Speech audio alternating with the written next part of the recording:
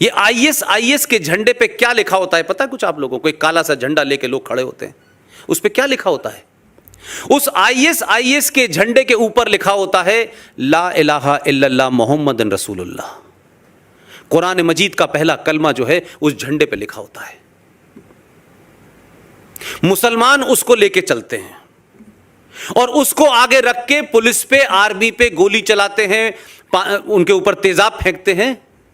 मेरा एक सवाल उन मुसलमानों से है जो इस्लाम के बड़े पक्के मुसल्लत ईमान है, जिनका, जो कुरान की हदीसों का हवाला देते हैं, आयतों का हवाला देते हैं, जो डेनमार्क के अंदर कोई आदमी मोहम्मद साहब की शान में गुस्ताखी करते हुए उनकी शान में कुछ ऐसा कर देता है कि उनकी कार्टून बना देता है, और उस कार्टून बनाने से इस देश में बनता डेनमार्क में है, भावनाएं दिल्ली में भड़क जाती हैं, अलीगढ़ में, रामपुर में, आजमगढ़ में दंगे होने लगते हैं। लाहौर में था जब ये घटना घटी, वहाँ भी दंगे हो रहे थे।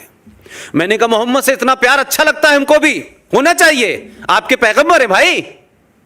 लेकिन हिंदुस्तान के मुनाफिक और मक्कार मुसलमान, मुझे ये बताओ, तुम मोहम्मद का नाम लेके आईएस के झंडे पे जब कुरान शरीफ का पहला कलमा लिख करके तुम कहते हो ला इलाहा इल्लल्लाह, और उस एक सर्किल में लिखते हो अल्लाह, मोहम्मद और रसूल, तो ये तुमको शर्म नहीं आती कि अल्लाह का नाम आतंकवाद के लिए इस्तेमाल हो रहा है? पहला कलमा आतंकवाद के लिए इस्तेमाल हो रहा है, पुलिस पे गोली चलाने के लिए हो रहा है। लिहाजा मेरा मानना है कि तुम मक्कार हो। तुम डेनमार्क में कार्टून बनाने वाले आदमी के खिलाफ फतवा जारी करते हो। एक आदमी सलमान रश्दी ने कुरान शरीफ के बारे में कुछ लिख दिया, तुम फतवा जारी करके उसको मारने की बात करते हो। एक औरत जिसको उसके अपने घर वालों ने सताया हो, कम्युनिस्टों की सरकार में रही हो, रात रात भर भागती रही हो, हमारी दोस्त है वो एक अलग बात है, लेकिन दिल्ली में वो औरत आज भी अंडरग्राउंड रहती है। उसके टेलीफोन नंबर पे बात नहीं हो सकती है। उस तस्लीमा नसरीन को उसने कुछ लिख दिया था, गलत नहीं लिखा है उसने, वो आज भी दृढ़ है अपनी बात पे। उसका तो कत्ल तुम करते हो भाई, लेकिन मोहम्मद की शान में आईएसआई का झंडा बन जाता है। अल्लाह मोहम्मद का नाम लेकर के लोग झंडा चलाते हैं, अल्लाह मोहम्मद का नाम लेकर के इस देश में कत्लो गारत करते हैं। तुम उनके खिलाफ क्यों नहीं आवाज उठाते हो, उनको क्यों नहीं मारते हो, ये भी बताओ। ये जैश-ए मोहम्मद क्या है भाई? ये क्या जैश-ए मोहम्मद है? जैश-ए मोहम्मद का नाम जानते हैं आप? क्या है इसका मतलब? सल्लल्लाहु अलैहि वसल्लम, प्रॉफिट मोहम्मद साहब की फौज। अब अल्लाह के नाम से, मोहम्मद के नाम से आप दुनिया के क्रूर काम कर रहे हो। अल्लाह ने कहा है या नहीं कहा, यह डिबेट अलग हो सकती है, लेकिन अल्लाह के मानने वाले मोहम्मद का नाम लेके आतंकवादी संगठन बनाते हैं। न पाकिस्तान में कोई बोलता है, न भारत का मुसलमान कोई बोलता है। अगर गलती से कोई हिंदू मोहम्मद साहब की शान में कुछ कह दे तो तलवार उठा लेते हैं। तो ये तलवार अल्लाह ने सिर्फ हिंदुओं को मारने के लिए उठाई थी कि मुसलमानों से भी कहा था कि अगर तुम भी उसके खिलाफ जाओगे तो तुम्हें उसके खिलाफ भी तलवार उठानी चाहिए? ये मक्कारी है, ये झूठ और फरेब इस देश में चल रहा है।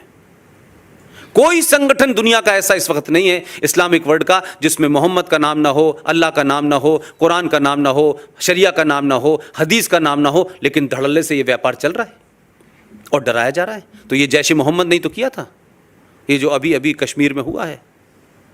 और जब ये घटना घटती है तो उसी यूनिवर्सिटी में जिसमें मैं पढ़ा था, वहाँ का एक पीएचडी करा हुआ लड़का लिखता है, क्योंकि कोई उड़ी फिल्म आई है उसमें कुछ कहा है हाउस द जोश, ये शायद उसका कोई, उस लड़के ने जो पीएचडी कर रहा है अलीगढ़ मुस्लिम विश्वविद्यालय में, उसने लिखा हाउस द जैश।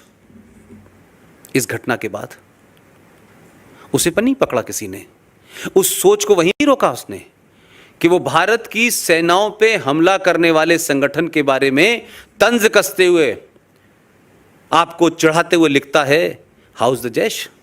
कुछ नहीं होता उसके ऊपर। इस हमले के बाद नॉर्थ इंडिया के अखबार इधर कितने आते नहीं आते, कोई शहर ऐसा नहीं था उत्तर प्रदेश का, बिहार का, जहां लोगों ने कमेंट करने, लिखने, मैसेज करने में तमाम भारतीय सेना को गाली न दी हो और इस बात का फख्र न करा हो कि 40 फौजियों को जैश-ए मोहम्मद ने मारा है। जिस आतंकवाद से आप समझ रहे हैं कि यह आतंकवाद पाकिस्तान ने किया है, वो तो पैदा हुआ ही इसीलिए है, उस पर तो सेकंड थॉट ही नहीं है। इसको बार बार ये कहना पाकिस्तान ने किया है, पाकिस्तान ने किया है, पाकिस्तान का हाथ है, भाई पाकिस्तान का हाथ नहीं, पाकिस्तान का पैर, गला, सब कुछ है इसमें। लेकिन ये कह देने से बात नहीं बनेगी ना भाई। पाकिस्तान क्या कर रहा है वो समझ में आता है, लेकिन इस देश में आपने 70 साल में गंगा जमुना तहजीब के चलते 500 से ज्यादा कश्मीर बना दिए हैं। घर घर लड़ाई हो रही है। आपको अंदाजा नहीं है, दिल्ली जैसी जगह के अंदर हिंदुओं के घरों के सामने, मैं कॉलोनी का नाम देता हूं, गूगल पे जाके सर्च करिए, श्रीनिवासपुरी, साउथ दिल्ली की कॉलोनी है। एक नया हथियार निकला है कि हम अपना धार्मिक डिमॉन्स्ट्रेशन इतना ताकतवर करेंगे कि अगर उसको कोई देगा तो अरे साहब देखिए साहब हमारी धार्मिक भावनाएं भड़क जाएंगी।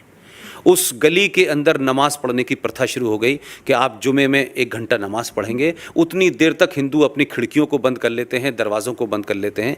और करा क्या कि धीरे धीरे घर के आप उनके आंगन में चले गए, आप उनकी छतों पे जाने लगे। वो इतना डर गए कि दिल्ली जैसी जगह में श्रीनिवासपुरी से 50 हिंदू परिवार मकान छोड़ के चले गए। ये दिल्ली की बात बता रहा हूं मैं आपको। मालदा में हुआ सबको पता है, कैराना में क्या हुआ सबको पता है, रामपुर में क्या हो रहा है सबको पता है, अलीगढ़ में क्या हो रहा है सबको पता है, लेकिन बाकी जगहों की खबरें ही नहीं आ रही। यह आतंकवाद मेरे लिए ज्यादा खतरनाक है।